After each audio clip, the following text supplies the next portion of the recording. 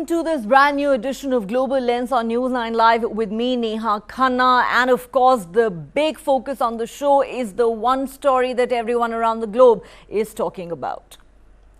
3 days after the unprecedented attacks on Israel by Hamas, with thousands of rockets being launched, hundreds of Israeli people, including women, children and the elderly, being brutally killed and scores of others being taken hostage, Israel's massive counter-offensive is underway currently in Gaza. Israel has sworn to exact revenge for the lives lost and to inflict on Hamas a cost they will not forget. The Israeli army now says it has regained control of southern areas near the Gaza Strip that had been taken over by Hamas on Saturday. Over the last 3 days, Israel has been counting its dead. The official figure currently stands at a little over 700, with fears that the numbers will go up. On the other hand, Palestinian officials say Israel's volley of airstrikes on Gaza have killed almost 500 people, and the number is going up there as well. Defense Minister Yoav Gallant has said Israel would impose a complete siege on the long blockaded Gaza enclave. The impact on the 2.3 million residents would mean no electricity, no food, no water, no gas. It's all closed, that's what he said. Remember, even as Israel counts its dead, more than 100 of its people are being held hostage by Hamas terrorists in Gaza. Bringing them home safely is among the top priorities, though it remains an enormous challenge as Hamas terrorists are holed up with these hostages in scores of residential areas in Gaza, which means they are also using the local civilians as human shields. The Israeli Defense Forces have said overnight IDF fighter jets, helicopters, aircraft and artillery struck over 500 Hamas and Islamic Jihad terrorist targets in the Gaza Strip. Reports have come in that Israel has also now carried out airstrikes on Lebanon, which is home to Hezbollah, another terror organization that has in fact joined this offensive with Hamas against Israel. Israeli Prime Minister Benjamin Netanyahu has warned Gaza civilians to get away from all Hamas sites, which he has vowed to turn to rubble. On Saturday, when the attacks on Israel began, more than 1,000 Hamas troops broke through the border fence in Gaza and swarmed to nearby Jewish communities. The gunmen then went door to door, house to house, butchering people, including women and children, and kidnapping many others and taking them back into Gaza. Israeli officials say the hostages include children and a Holocaust survivor in a wheelchair. Israel says this is their 9/11 moment of absolute horror. The country is now facing a multi-front war after Iran-backed Hezbollah launched guided missiles and artillery shells in solidarity with Hamas. As we just said, now Hezbollah in Lebanon is facing airstrikes from Israel. Israel has said it has no doubt that it is Iran which has funded and trained Hamas and orchestrated and unleashed the attacks. The United States has confirmed that 9 American citizens have been killed in the war between Israel and Hamas, adding that some Americans may even be unaccounted for amid fears that they were taken captive. Meanwhile, Qatari mediators are said to be in talks with Hamas in an effort to negotiate freedom of the Israeli hostages captured by the terrorist group and being held in Gaza in exchange for the release of Palestinian women and children from Israel's prisons. The negotiations are reportedly being held in coordination with the US. While the exact number of Israeli hostages held in Gaza remains unclear, it is widely believed that Hamas seized women, children, elderly people and soldiers. Israel has said it will do whatever it takes to free the hostages, adhering to a long-standing principle of leaving no prisoner behind. The question is just, where is this war headed? How long will it last? Just how many more people will die before any semblance of normalcy or peace can return? Can there be any lasting solution to this dispute between Israel and Palestine? Also, just how did Israel's famed and much touted intelligence and security apparatus, helmed by Shin Bet and Mossad, fail so miserably and completely in preventing these terror attacks that have been carried out on a scale not seen before? How did Israel's Iron Dome let it down when it was needed the most? Did the Benjamin Netanyahu government take its eye off the ball? אנחנו מטילים מצור מוחלט על העיר עזה. אין חשמל, אין מזון, אין מים, אין דלק. הכל סגור. אנחנו נלחמים בחיות אדם ואנחנו נוהגים בהתאם. We are in control of the communities. There still might be terrorists in the area. We have fully evacuated 15 communities out of the 24 that are adjacent to the border. We are about to complete, within 24 hours, the evacuations of all the communities near the border. There are 4,400 launches at Israeli territory. Regrettably, history for some media and politicians start when Israelis are killed. Our people have endured one deadly year after another.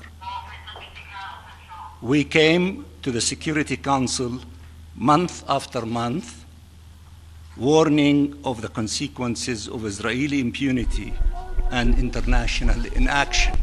These events and their consequences are the result of the Israeli government's policy, which practices the worst forms of aggression and murder, confiscation of lands, attacks on holy sites, and the settlers' terrorism and heinous practices.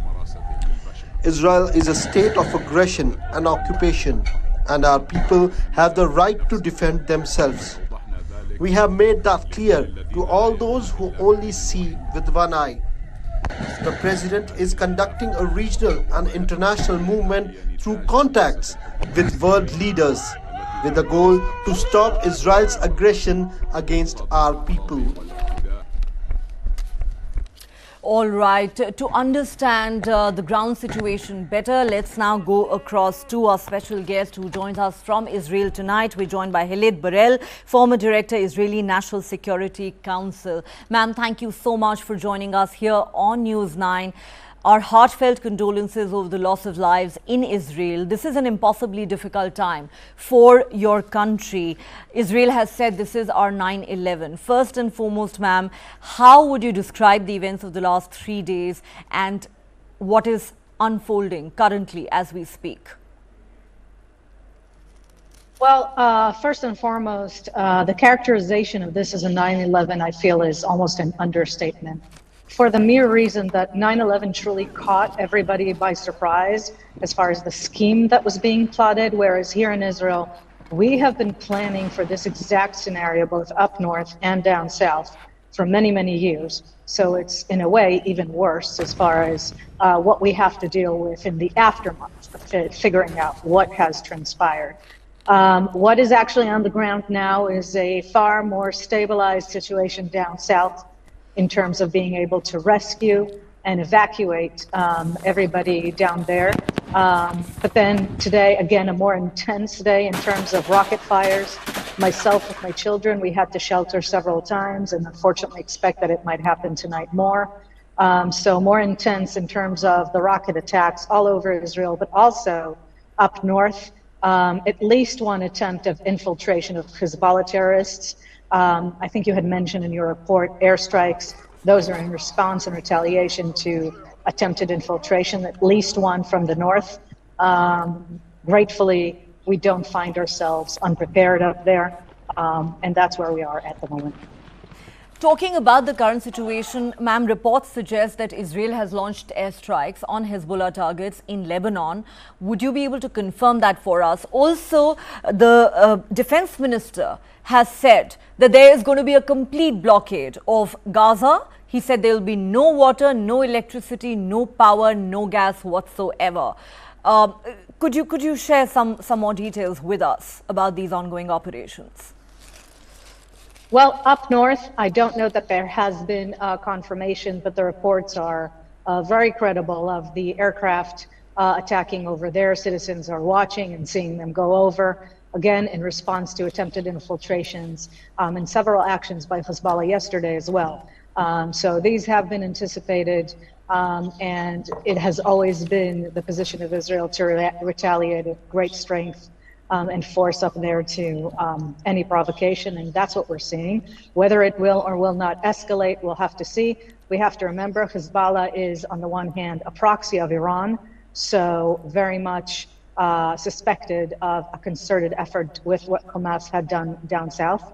But at the same time, we also have to remember that an American carrier is on its way over here that is a signal to one country and one country only, Iran.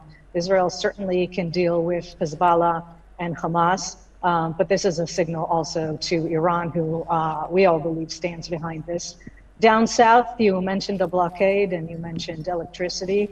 I think nobody can be surprised that is the Israeli response. I want to make sure that we mention here that we have over 100 civilians, children, some of them as young as 1 year old or under, held there. We hear reports that they are separated from their parents.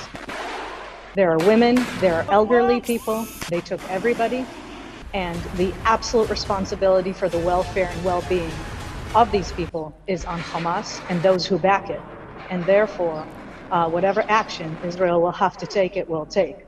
So what we're seeing here is just the beginning of the retribution for the massacre and the war crimes that have taken place. Just the beginning of the retribution, you're saying.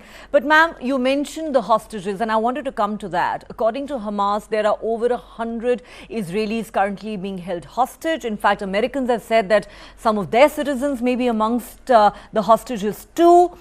Many of them, as you mentioned, are women, children, soldiers, elderly people. The question is, aren't there genuine fears that as Israel intensifies its counteroffensive against Hamas in Gaza, there is a very real threat to the lives of these hostages, because Hamas terrorists are obviously, as we know, holed up in a lot of residential areas in Gaza. They're using not just these hostages, but also local residents of Gaza as human shields.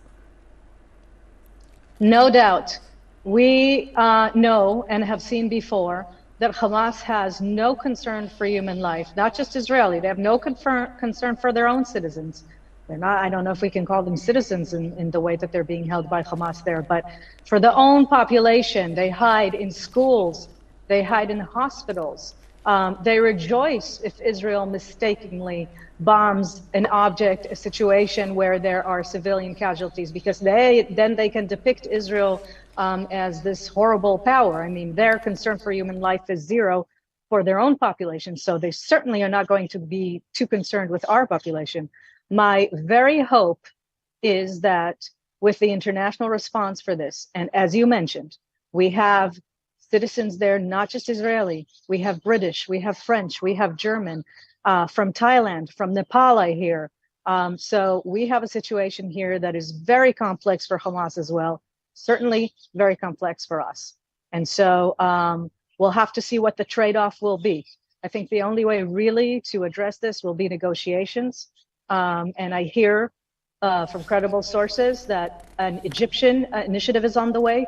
And I hope even Hamas understands that the release, at the very least, of children and women is the minimum that the world expects. We will not stand and by and watch your war crimes and crimes against humanity anymore. All right. Of course, you know, like I said, there are fears about what happens to those Israeli who are being held hostage currently as the counter-offensive intensifies. You also mentioned that the United States is sending out a very strong signal to Iran, which you believe is behind these attacks, by sending its naval warships and aircraft to Israel as a sign of support and solidarity. But let me ask you this, ma'am. You mentioned at the start of this interview that this is actually much worse than 9/11, because while 9/11 took the United States of America off guard and completely by surprise, what's happened in Israel is something that the country actually was preparing for many years. Therefore, let me ask you the question that frankly is being asked around the globe. How is it that Israel's much touted and famed security and intelligence apparatus helmed by Shin Bet and Mossad failed so completely in preventing these attacks or in even providing any kind of intelligence? Did Israel's Iron Dome completely let the country down when it needed it the most? Two separate issues. The intelligence issue, I have to back every word that you have said. I want to clarify, when I said worse than 9/11, I meant in terms of the intelligence problem, the intelligence failure. Because it's not like we didn't see this coming. We didn't know that this was the scenario. So it is tenfold more baffling, frustrating, and infuriating that this is how it unfolded. Have at the moment no answers on how that could have happened. And I strongly believe, since we are at war, this is not the time to do the meticulous clinical operation of that and take the consequences. We are still in the fog of war, but there is no way that this will go by without serious consideration of what happened, because nobody, from simple civilians who know nothing up to the highest ranks, misses this point. This is something that, if you had told me aliens were coming, I thought that would have been more possible than this scenario that we were preparing for, just playing out so horrifically. So that's about intelligence, and I think there's no way the Israeli public is going to ever let it go without investigation. The other side of it is Iron Dome. I think people have probably not a good enough technical understanding of what Iron Dome is, what missile systems look like, and how they work. Iron Dome actually works immensely well and has worked immensely well in this situation as well. Yes, there were situations where missiles weren't intercepted. The Iron Dome was attacked with thousands and thousands of missiles simultaneously. So in some situations, it did not intercept at 90 or 100%. Having said that, if you look at the number of casualties and the number of direct hits, considering the thousands and thousands of rockets that have been launched, I would say Iron Dome absolutely did its job. We would hope to continue and perfect it. Mind you, Israel has in development more layers of missile defense coming into play, hopefully very soon. So if Iron Dome seems to be partially saturated in this kind of scenario, yes, that's a problem. But it is still an unbelievable shield for civilians. All right. But of course, the intelligence failure on a scale that has not been seen before, I think, is something that will continue to haunt Israelis for a very long time to come. Our thoughts and prayers are with the people of Israel at this moment, ma'am. Thank you so much for joining us here on News9 and sharing your perspective with us. Stay safe. Thank you.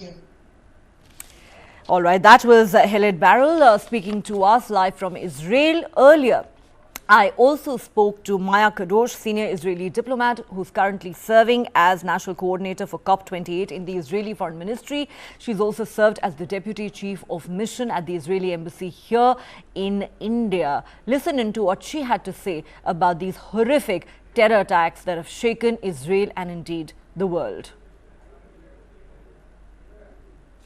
Joining me now is a special guest from Israel. We are joined by Ambassador Maya Kadosh, senior Israeli diplomat, currently serving as national coordinator for COP28 in the Israeli Foreign Ministry. She, in fact, has served as deputy chief of mission at the Israeli embassy here in India. Ma'am, first and foremost, my heartfelt condolences over the unimaginable loss of lives that's happened in Israel. You know, all of us, including here in India, have been watching with horror what's unfolded in your country. I know many in Israel have said this is our 9/11. How would you describe, ma'am, the events of the last 3 days? First of all, thank you for your words of condolences. All the support we can get now is highly appreciated, and really thank you. I would describe it, I think, for the Indian audience as 26 November. It was a surprise. We never thought that such magnitude of attack can happen to our civilians. We've been through a few rounds of rockets and missiles from Gaza. We know that we are neighbors for a terror organization, but we've never experienced something like we are experiencing now. The news are horrible, the numbers are horrible. The fact that children, elderly, handicapped people are involved is heartbreaking. The stories that you hear about the cruelty are unimaginable. And also, at the same time, the heroes that were there, that fought for their life of their families, are inspiring. I can imagine. You know, I mean, it's described as a massacre on an unprecedented scale, and that's exactly what it has been. The fact that Hamas says that more than 100 Israelis are even being held hostage in Gaza as we speak, that must be a huge concern and source of fear, not just for the families, but for all of Israel. How hopeful are you, ma'am, that those people can be brought back home safely? I'm very hopeful. I'm sure that all of them will be brought back home safely. We put Hamas in charge of their life. I don't know what kind of cruel animal people will take into hostage babies without their parents and elderly people and women. But I know that we won't rest until the last of them will be home. Well, most certainly, that is exactly what Prime Minister Netanyahu has also said. But, ma'am, at a point like this, I know this is an impossibly difficult time for Israel. But, questions are being asked. And one of the biggest questions that's being asked is just how could an intelligence failure on such an unimaginably massive scale take place, given how strong Israel's security and intelligence apparatus are widely believed to be, with both Shin Bet and Mossad. Was there absolutely no credible intelligence available that something as huge as this was being plotted right in Israel's backyard? Obviously, as far as we know, we didn't have any intel on that. I think many people ask themselves a lot of questions. There will be time to discuss all these issues, and as we speak now, already process of understanding what happened and investigating and learning from these mistakes is happening as we speak now. But it's way too early to say anything of real about it. Too early to say anything. What do you think, ma'am, are the biggest lessons from this extremely tragic episode for Israel and indeed for other countries like India? Like you mentioned, we have been victims of horrific terror attacks in this country, including the 26/11 Mumbai attacks. What really do you think are the biggest lessons for you, for us, for all of us? I think the important lessons, that terror doesn't differentiate between anyone. They don't care about what's the nationality, who are the people. We know about non-Israelis that have been killed, about foreign citizens. They don't care if it's babies, if it's elderly. They are cruel and mean, and we need to fight them with all our power, everything we can do to stop terror all over the world. That this is not something that is unique to Israel or India or the United States. This is something that the whole world needs to stand united together to fight terror. That's one thing. The other thing, I think, is believe in the human spirit. I think if one thing I can say today in Israel, I see that even after this horrific attack, people are standing in line to go to duty, to their reserve duties. People are standing in line to go back to their bases and fight. People are lining to donate blood, to supply food to the families that have been evacuated. Everyone in this country is doing something. Even the younger children are helping even younger children than themselves. And the human spirit will win. Well, absolutely. We certainly believe the human spirit will win. Before I ask you some of my other questions, ma'am, would you be able to confirm for us the latest death toll? Because unfortunately, the numbers have been going up. The last I saw, it's 706 confirmed, but we know that this is not the last number. We expect to have, unfortunately, more people dead. It takes time. Some of the bodies are cannot be recognized because the abuse they've been through, and we want to make sure that we recognize each one. And it's a process that will take a little bit more time. And as soon as we know, we will release the numbers and the names. Absolutely. We've seen those horrific images of bodies piling up on the streets, and of course, as you said, the barbarity that a lot of people, women, children, and the elderly have been subjected to has been absolutely heartbreaking. Um, you know, uh, would you say that the people of Israel are today perhaps living in more fear than ever before? Has it, in a sense, dealt a huge blow, to their confidence, sense of safety? I think people are trying to do their best. They, first of all, have full faith in the government and in the IDF. And that is very important because that reduces a lot of the fear. If you know that your government and your army are going to do the right thing, so you feel much safer. People are very alerted, obviously, and it's a good thing because we still assume there's terrorists running around, that we didn't catch all of them. So people should be aware, should be careful, should stay safe, should stay in their houses if they don't have to leave. But it's not a fear that stops them from acting. And it's not the story of the Israeli society. The Israeli society as a society is very strong. They're brave people. Absolutely. There is no doubt about that. But obviously, this is a time of an unprecedented tragedy, really, for your country. Ma'am, I know you said that there will come a time when we are going to look into what went so horribly wrong. But, I just need to do my duty as a journalist. So I'm going to ask you this question. There are some who believe that domestic political upheaval may have, to some extent, been a trigger for Hamas to unleash these unprecedented attacks on Israel. Do you believe that may have been a contributing factor? Some are wondering if the Netanyahu government. Please don't repeat this assumption. This is fake news. It's coming. We can see that it's coming from overseas. We can see it's a targeted attack on Israel to weaken the Israeli society. In no way. This is all fake news. There was no source inside the Israeli army or the security system. And I highly suggest that news outlets won't repeat this and won't play to the hands of those who want to hurt us. I was just saying that a lot of people have said in the last couple of days that Iran is actually the one that orchestrated these attacks and supported Hamas and all of this. Is that your belief too, ma'am?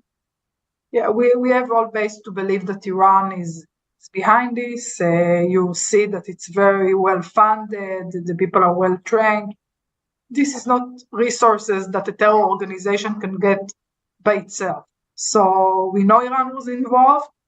How deeply, how closely, it's yet to be checked. You believe there is no doubt that Iran is involved and Hamas could not have done this on its own. Because yes, the magnitude and the sophistication with which the attacks were carried out, I think, has taken the whole world by surprise. 5,000 rockets being fired in 20 minutes, at least that's the claim by Hamas. Ma'am, apart from Hamas, Hezbollah and the Islamic Jihad are also now part of the offensive against Israel. Is it now turning into, in a sense, a two-front war for Israel with both Hamas and Hezbollah? We want the Hezbollah to stay out of this war. I don't think they want to try the Israeli army. Having said that, we have forces in the north of Israel. We evacuated a lot of the villages over the northern area. We are ready for this option. We really hope that our neighbors won't choose this. But we are getting prepared for that. Okay. Now, I know, ma'am, this is all within this realm of speculation right now. But do you have reason to believe that Hamas could have carried out these attacks on Israel primarily with the purpose of sabotaging improving ties between Israel and Saudi Arabia, as has been suggested by many? I heard this. They say that they are planning this for over 2 years. So I don't think terror organization need a reason to hurt their target. They can come with that reason, this reason, on that day or this day, but in the end of the day, it's the story of hate against Israel. It's the willingness to destroy Israel, and it could happen now with Saudi Arabia or without it. That's what I believe, that they don't need any reason. They're terrorists, they don't need any reason. You know, what would you say to those, and I'm only playing the devil's advocate here, ma'am, what would you say to those who argue that the Israeli government's resettlement efforts in Gaza significantly aggravated tensions in the region? If you look at Gaza, we withdraw from Gaza fully. We even took out the citizens from Gaza, not only the army. Hamas took over violently, and it since then kept doing terror attacks against Israel, rocket missiles, every chance they had. Again, as I said, they don't need a reason to hurt Israel. That's their own sole purpose of existence. That is the sole purpose of their existence, you say. Ma'am, there are also concerns that there have been and will be mass civilian casualties in Gaza too, as Israel continues with its retaliatory strikes. Many of these Hamas terrorists are actually holed up in residential areas in Gaza. How would you address those concerns? As you said, Hamas is a cruel organization, not only against Israel, but also against its own citizens. You know that in the social media, a lot of times they use Free Gaza hashtag. And I say to them, you know what, Free Gaza, but not from Israel, from Hamas. The fact that Hamas as a terror organization is hiding in buildings, that the hero terrorists are hiding behind children and babies, is their fault. They brought this upon themselves, and this is very unfortunate, and I'm very sad we have nothing against the people of Gaza themselves. We're sure they want to live quiet life, that they want to be prosperous as everyone else, but the fact that a terror organization is there, that is hiding in schools, in buildings, in hospitals, in mosques, place of prayers, that brings this destination upon them. Okay, I know Prime Minister Netanyahu has said we are at war. What we are witnessing currently is a massive counteroffensive. Just a short while ago, I think Israel declared that there's now a complete siege of Gaza underway. Is Israel likely to launch a full-scale war on Gaza? Could we see it reaching those unprecedented levels, given how high tensions are right now? All the options are on the table. I think that will be discussed in our cabinet and in the government. It's of course not my decision, but all the options are on the table now. All options are on the table. A couple of questions, ma'am, before we let you go. As you know, Prime Minister Narendra Modi has expressed full support and solidarity with the people of Israel. As I mentioned earlier, India has been a victim of terror for a long time now. We had 26/11 Mumbai terror attacks. Parallels have been drawn with that. Parallels have also been drawn with 9/11. What do you feel about the global response to these attacks on Israel so far?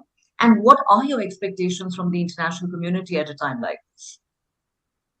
We expect the international community to support Israel's right to defend itself, even when hard pictures and photos will start coming out from Gaza.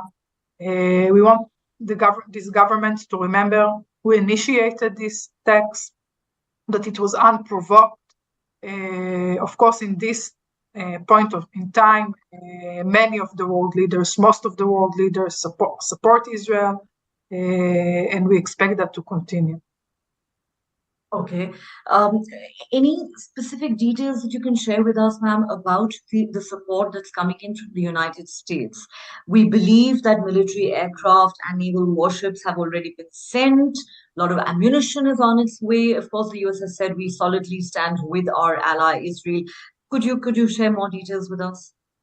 It's the same as you said. We have ammunition coming from the US. We have the total support of the president. We have a declaration of support of many of the Congress and Senate.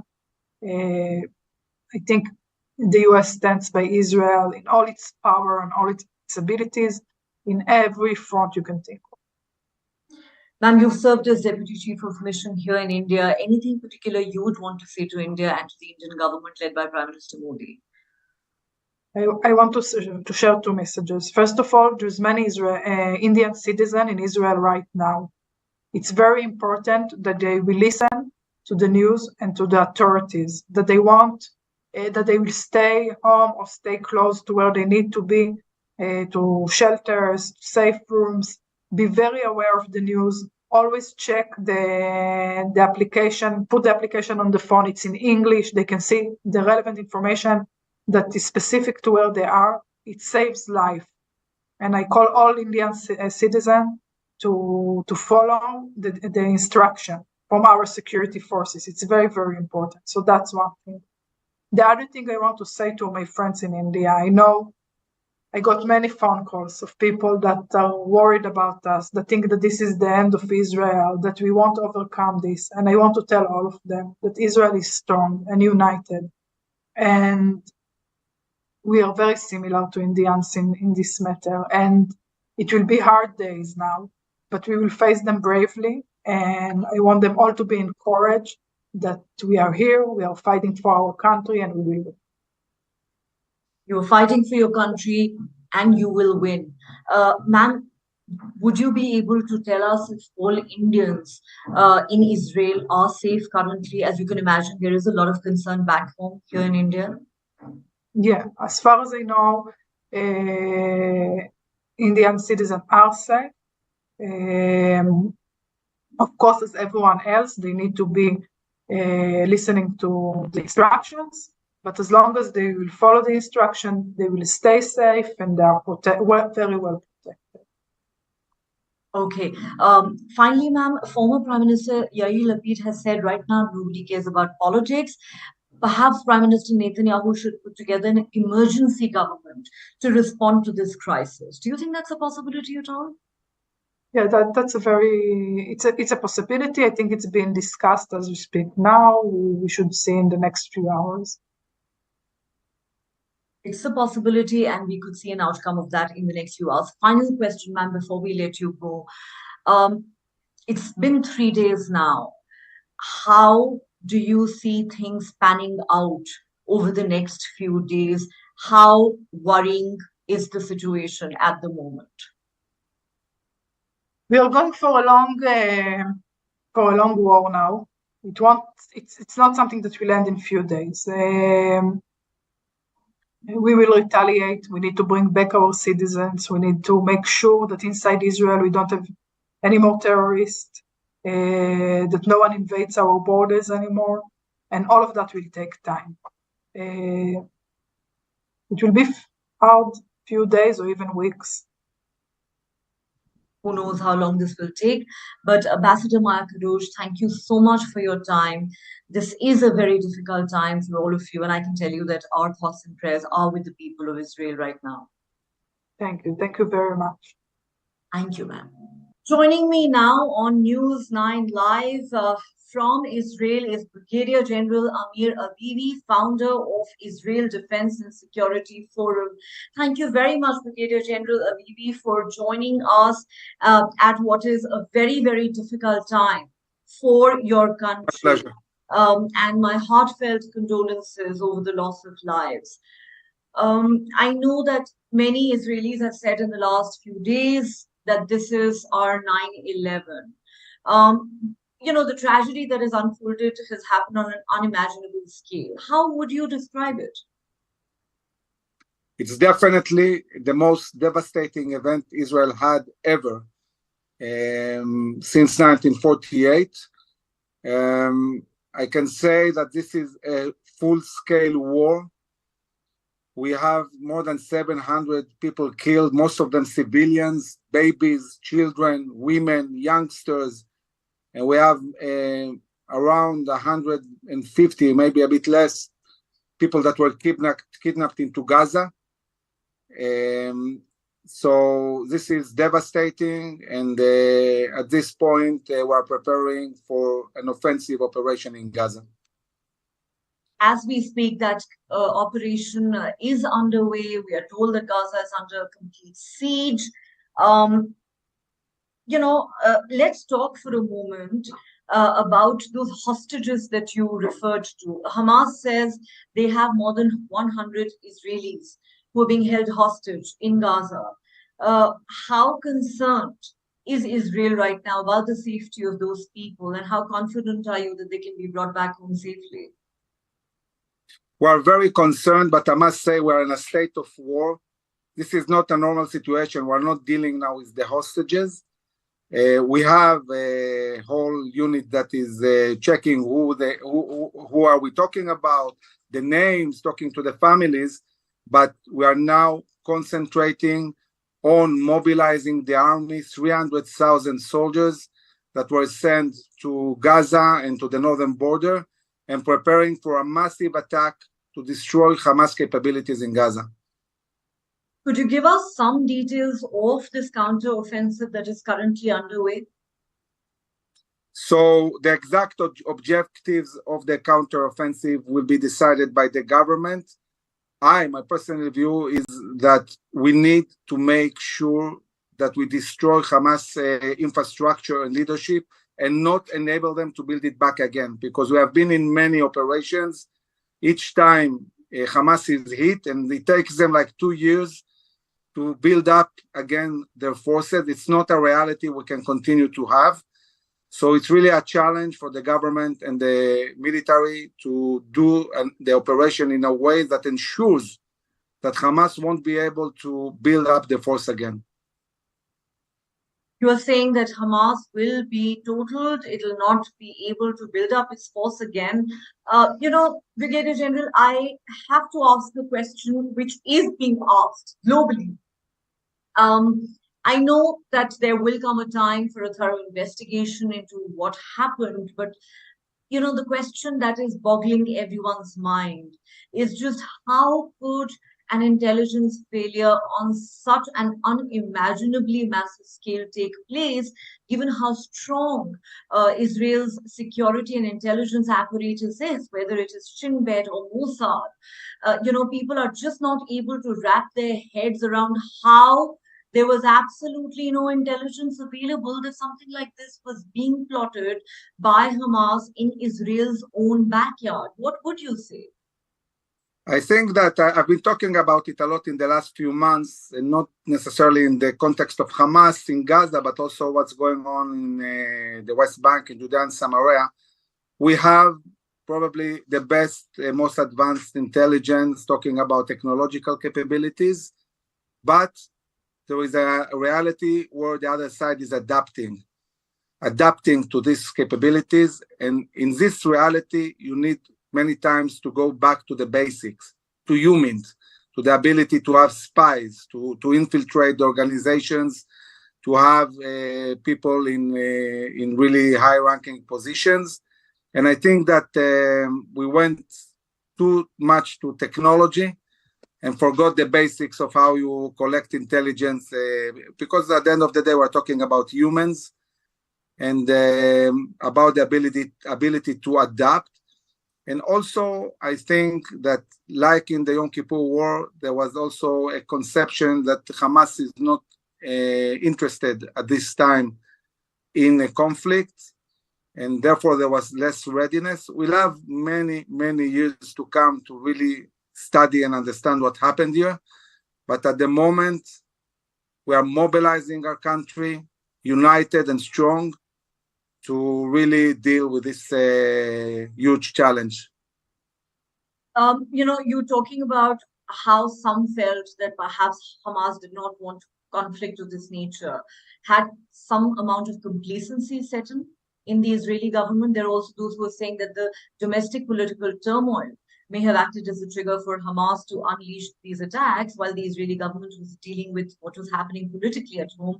And also, would you say that the much famed Iron Dome of Israel, in a sense, completely failed or collapsed on this occasion? Has it shattered people's sense of confidence in the country's security and intelligence apparatus? Well, talking about the turmoil that Israel experienced, I think it affected really bad our deterrence. There was an understanding in Iran and in Hamas that Israel is weaker, is less strong, is less united. But this is something that our enemies always do the same mistake. Arafat did this mistake, Hezbollah did this mistake, and now Hamas. They always underestimate the strengths of the Israeli society. I can tell you that at the moment, the draft to the units is more than 150%. We don't know what to do with so many soldiers. And we are preparing for this ground attack, which probably will take a few days. And we have to understand something else. This is not about just a local issue. This is a global issue. This is why the United States is so involved. What is happening here is that we were on the verge of building an alliance of the West, Israel, and the Sunni world to block the expansion of Russia, Iran, and China in the Middle East and in Africa. Iran understood that this is going to be dramatic and decided to mobilize Hamas and try to stop this important process. This is why America is so irritated. This is why America is supporting fully Israel, not only because we are allies. This is why America is sending warships and sending also a threat to Iran and Hezbollah not to get involved. We are talking here about a global event. This is not just about Israel and Hamas. This is a global event. Many in Israel have said in the last few days, many in the government have said that they have reasons to believe that Iran has orchestrated these attacks. It has fully supported Hamas in all of this. Is that your view as well? Iran is funding Hamas, training Hamas, equipping Hamas, and ordering Hamas. Hamas is an Iranian proxy. It has two bad things. It's Muslim Brotherhood. It's like ISIS, but it's also an Iranian proxy that gets its guidance from Iran. They couldn't launch this attack without Iranian approval. And the Iranians can say whatever they want and try to lie and say that they were not involved. Iran is the head of the snake, and this snake is spread all around the Middle East and beyond. And we'll have to deal with Iran later on. But at the moment, we are focused on Gaza, on Hamas, on restoring the security in the south of Israel. Many are also asking, is this now a two-front war that Israel is waging against both Hamas and Hezbollah, which has also joined the offensive against Israel? Hezbollah, if they wanted to fight us, they should have joined 6 o'clock in the morning when Hamas started on Saturday. They didn't do that. Now, Israel is in full readiness with hundreds of thousands of soldiers recruited, with the Northern Command ready for war. Not exactly the situation that is good for Hezbollah to join war. So Hezbollah is trying to shoot here and there, not do anything that might bring it on the verge of war. I also don't see Iran giving up Hezbollah so fast, because if Hezbollah goes now to war and Israel destroys both Hamas and Hezbollah, the next step will be that Israel will have complete freedom of operation to also destroy the nuclear plan of Iran. So I'm not sure this is in Iran's best interest. Therefore, there is a lot of talks about Hezbollah joining. It's not as easy as it looks, and especially when America is moving warships in the Mediterranean in front of Lebanon and threatening Hezbollah not to intervene. You're right. The US has said that it stands solidly with its ally Israel at this time. They're sending ammunition, naval warships, military aircraft. But let me ask you this. Could Hamas have carried out these attacks on Israel with the purpose of sabotaging, improving ties between Israel and Saudi Arabia? That is one school of thought. I think this is the main issue here. And Hamas did a huge mistake.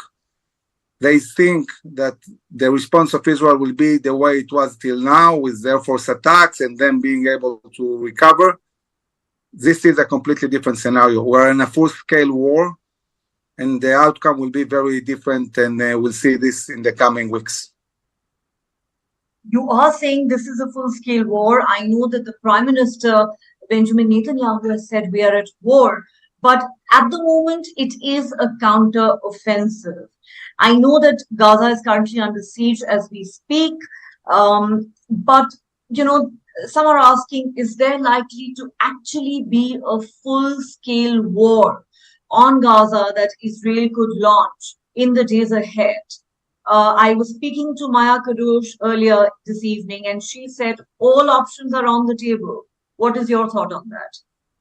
It will be devastating for Israel's future if we don't destroy Hamas. I'm expecting the IDF to gain control again of Gaza, destroy completely Hamas capabilities, gain back freedom of operation in this area, and not let Hamas ever build again capabilities in this region.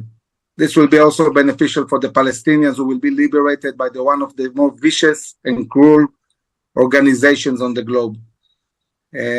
But we'll have to see. This is Israel's government decision, and I'm hoping they will take the right decision. What would you say to those who say that the Israeli government's resettlement efforts in Gaza made the situation a bad situation far worse? There is no settlements in Gaza. None. All our towns are on the Israeli side, recognize international borders. So I don't understand this argument. Okay. We were tweeted from Gaza completely, giving the Palestinians a chance to build a life, and they decided to build a terror state. And now we're dealing with this. Okay. And what about concerns being expressed that there are likely to be mass casualties, civilian casualties in Gaza as Israel's retaliation continues? Well, Hamas uses its citizens as human shields, and this is devastating, but this is the reality. Israel will always fight according to international law. We'll do whatever we can to minimize casualties, but a war is a war, and there will be casualties, and this is the reality. We're in a full-scale war. Full-scale war. Final question. What do you think are the biggest lessons for Israel in this? The biggest lesson is not to do the same mistake again and again. We could have handled Hamas years ago, long before they butchered so many children and women and elderly. And unfortunately, we do that only in the worst scenario, and it's sad because we could have prevented it long ago. All right, Brigadier General Amir Avivi, thank you very much for your time. Stay safe, and we certainly hope that this is over soon. Thank you very much. Thank you very much. Thank you.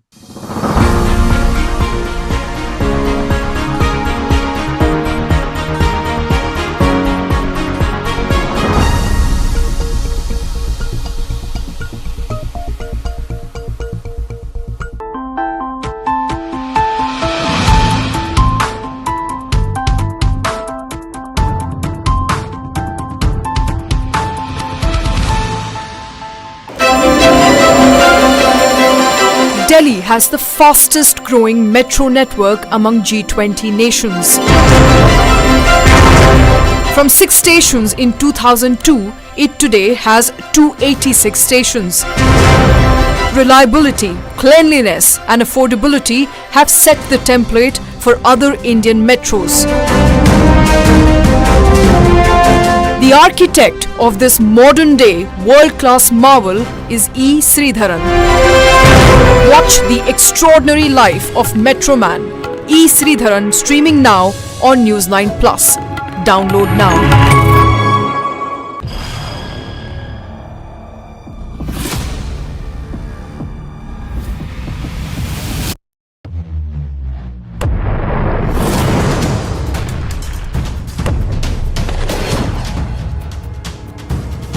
He thought he could outlast us. And 1 year later, the evidence is right here in this room.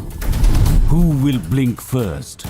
So far from preventing the expansion of NATO, Russian actions have actually resulted in the expansion of NATO. It's a mess for Russia and it's a mess for the Western world, for NATO and the United States.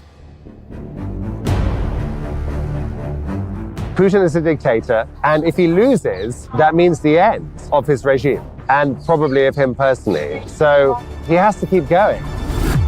Year 2. No end in sight. Streaming now.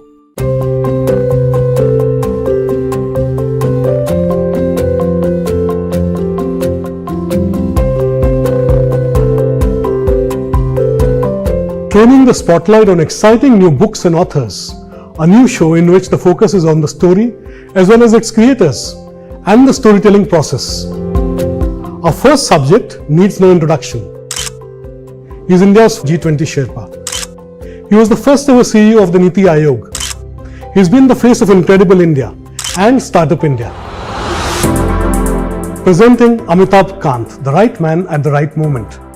The author of Made in India narrates the story behind some of the most crucial milestones in India's economic history in his own words.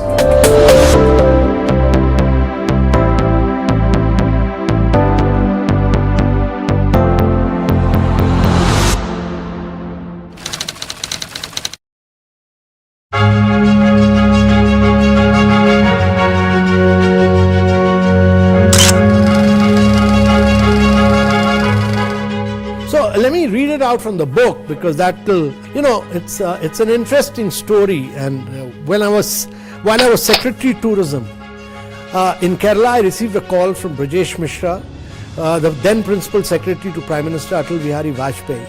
He informed me that the Prime Minister would like to take a holiday in Kerala. It would be my job to plan an itinerary where the PM would be left alone and not surrounded by politicians and bureaucrats.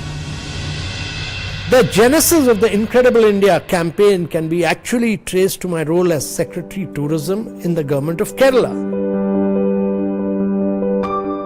in which I was fortunate to drive the state's incredible journey from being an unknown destination to India's #1 tourism hotspot on the back of the God's Own Country campaign.